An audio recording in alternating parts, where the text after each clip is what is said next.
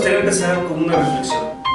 Hay dos acontecimientos que ponen en crisis a Televisa. Una es el caso Frida Sofía, ahora lo del sismo, ¿no? Es decir, la gente ya no cree en la narrativa que se construye a través de estos medios tradicionales, sobre todo Televisa. Y la otra es la salida, la renuncia a la presidencia de la televisora por parte de Azcárraga Gallén, que pues anuncia una suerte de crisis. Se dice que la bolsa de valores va a la baja de esta empresa, y pues bueno, nos gustaría que comentáramos y reflexionáramos al respecto. A ver, Raúl, ¿qué comentas? Bueno, de entrada tengo datos duros. Cuando esta salida de Azcárraga, en el precio de los valores va a haber una aceptabilidad considerable. Aquí tengo el dato. Las acciones de Televisa aumentan un 1.44%, lo que traducido en pesos aumentó a 91.69 pesos en la Bolsa Mexicana de Valores, lo que significó para muchos analistas, bueno, un recibimiento con un cambio. Es que se fue con la noticia, pero al día de hoy, claro, va a la baja, ¿eh? Claro, sí, obviamente la noticia es una constante. Pero la tendencia que los analistas abren es que la salida, bueno, es un paso para una transformación posible, y se ve con datos duros en los números. De entrada yo marcaría esa cifra y la referencia que marca la salida del CEO de Televisa. Porque lo que representa finalmente es que no es que se vaya de Televisa, ¿no? Sino que más bien se hace a un lado y se va a ocuparse de su equipo de fútbol, algo así como Salvador Iglesias, ¿no? La serie esta de Cuervos, y pues así como que pues un papel ahí secundario, pero al mismo tiempo sin dejarla, ¿no? La televisora. Y pues la pregunta que está en el aire es, entonces, en este escenario de crisis de la empresa, ¿qué papel va a jugar en el 2018? Porque en el 2012 fue muy marcado, ¿no? O sea, se dice incluso que Televisa promueve y finalmente impone al presidente actual, Peña Nieto, y entonces Televisa va a poder jugar con esa misma influencia o no para el 18. Ahora, una cosa que sí le erosionó en estos últimos 5 años a Televisa, pues es la competencia con Internet, ¿no? Con la televisión vía Internet y otras plataformas. Y la disputa de las narrativas de la autocomunicación de masas, como algunos le llaman, que es en las redes sociodigitales, que, o sea, sale lo de Frida Sofía y la gente disputa la narrativa a través de la producción de información a mucha velocidad. Es decir, ya no es esa verticalidad del contenido y de la información, ¿no? De hecho, también es eso. Fue el mecanismo totalizante para la organización en torno al sismo. No hay duda, no fue la radio, no fue la televisión la que inducía o la que solicitaba el apoyo y la unidad o la organización, fueron las redes sociales, estrictamente. Ahora, por ejemplo, un dato que me gustaría que reflexionaran sobre eso, Raúl, es, no es la primera vez que en Televisa el presidente se va y deja, digamos, temporalmente a alguien. En el caso del papá, ¿no? Se fue para fundar ya ECO, el famoso noticiero noticiero internacional en Estados Unidos. Pero yo creo que aquí está la parte medular para analizar. Si comparamos la administración de Azcárraga mismo con la de Azcárraga Gallén, que Azcárraga Gallén toma la administración de Televisa en el año de 1997, 21 años de edad. El viraje de la política del país era totalmente distinto. Azcárraga mismo hereda evidentemente el emporio radiofónico de su padre, y las condiciones políticas, que son como que la parte medular de este debate, son totalmente distintas. Si por ejemplo analizamos las elecciones de 1988, la declaración de Emilio Azcárraga va a ser: yo soy un soldado del PRI, y cuando las cosas se pusieron mal, por así decirlo, el PRI estaba en descrédito, él cerró filas y dijo: yo soy un soldado del presidente. Y en una de las tantas concertaciones políticas que hizo Salinas, en una reunión en la casa de Antonio Ortiz Mena, lo que hace uno de los principales empresarios va a ser Azcárraga, y va a apoyar y va a financiar la campaña del candidato. Es decir, los tiempos eran distintos si lo queremos comparar con las elecciones del 18 del 88. Y lo que va a pasar es que Jim va a tomar la jefatura de Televisa en una contradicción política. Ya estaba la alternancia, a la vuelta de la esquina y no supo administrar el cambio que le heredaba a su padre. ¿Por qué? Porque su padre estuvo desde que nace la televisión, en la administración de Alemán Valdés hasta que culminó y también muere el tigre, y él no sabe adaptar y capitalizar ese cambio.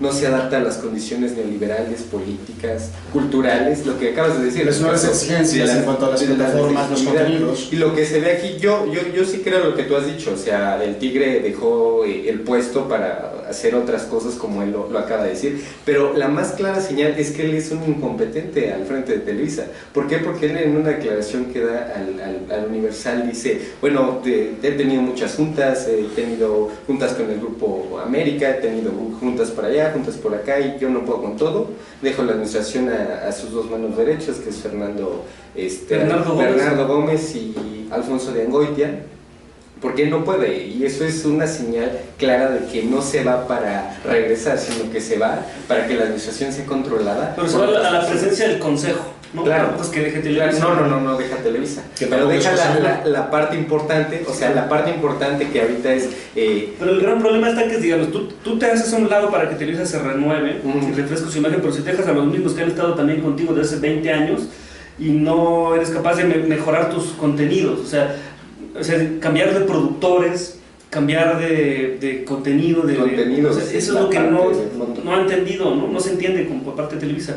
Tendrá la capacidad o no de renovarse. Digo, finalmente, como bien decía mi amigo Joel, ¿no? O sea, a mí qué me importa si Televisa se descompone, se pudre, se colapsa, no pasa personalmente, pero finalmente es un tema de discusión pública porque a través de sus contenidos se genera opinión.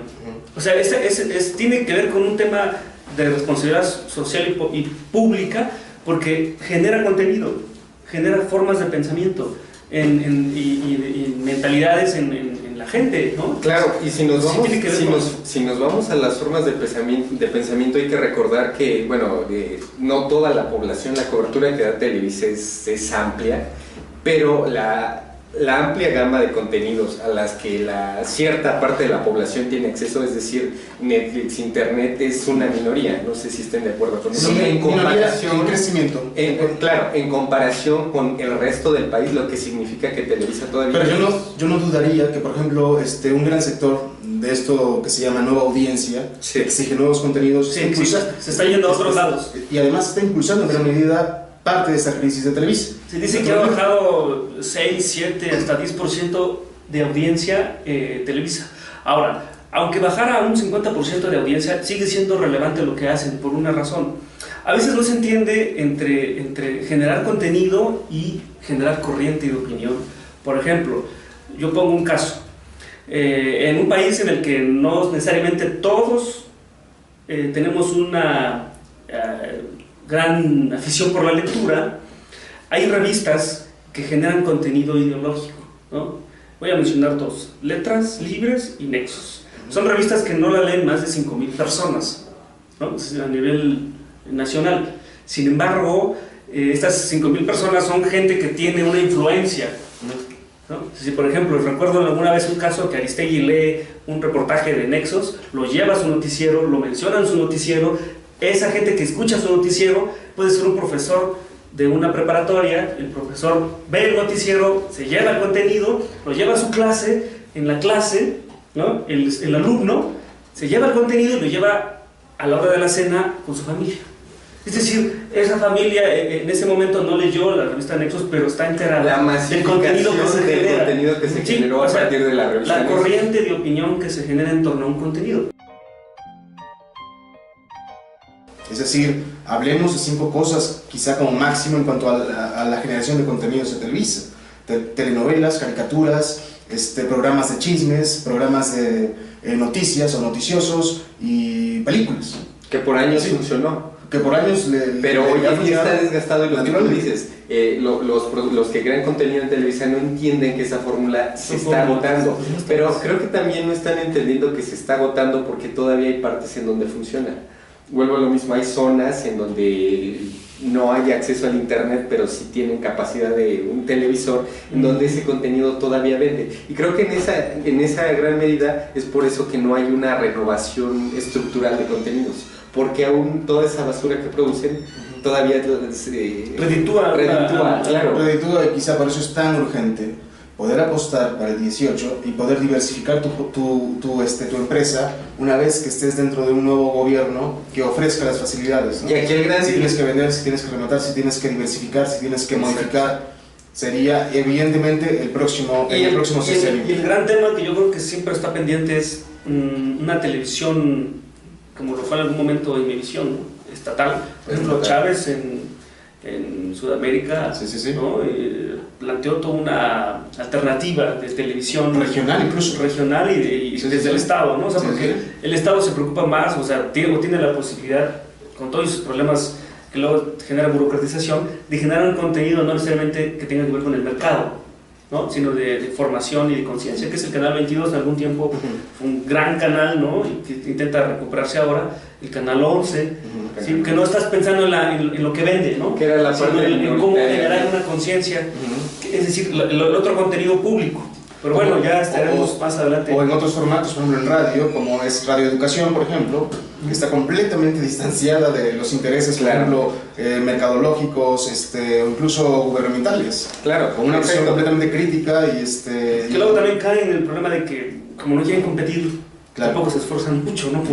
Y bueno, ya regresando a la parte de contenido, tengo la idea, tengo la teoría de que Televisa, al igual que el PRI, están en su máximo descrédito, si se les puede equiparar en algún momento como una institución, por así decirlo, y están en su máximo descrédito, su máximo desprestigio. La gente está harta de ambas instituciones. No están por desaparecer. No están por desaparecer. Los dos ese no es el tema. Claro, los dos están en el pleno. Están en una crisis de credibilidad, sí. Claro, tú lo mencionaste, pero Televisa no va a desaparecer. Yo, por ejemplo, otra cosa en materia de contenidos, más o menos a principios de la década de los 70, que es cuando Telesistema Mexicano deja de ser Telesistema y nace Televisa, se introducen programas de tipo ferrocarril, que eran programas traídos de Argentina, de Colombia, que son estos programas como Hoy, como Sabadazo. Era al principio una apuesta por cambiar, por generar contenido viable, porque era algo nuevo, era algo innovador, pero hoy por hoy hemos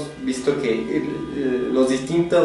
las distintas formas para crear contenido están desgastadas, y a pesar de que intenten, a eso es lo que voy, a pesar de que intenten tener nuevas fórmulas para cambiar el contenido, siento que siempre va a prevalecer la parte añeja que prevalece en la naturaleza de Televisa, que es una televisión para masas, que se van a dedicar a entretener, como lo dijo en su momento el Tigre: yo hago televisión para pendejos. Eso es lo que declara. Cuando le preguntan sobre el Chavo del 8, yo hago televisión para pendejos, y eso se quedó marcado. Siento que la creación de contenidos en Televisa necesariamente no van a cambiar de tajo, lo que a la larga va a significar que Televisa quede en el limbo. No desaparezca, sino que quede en el limbo.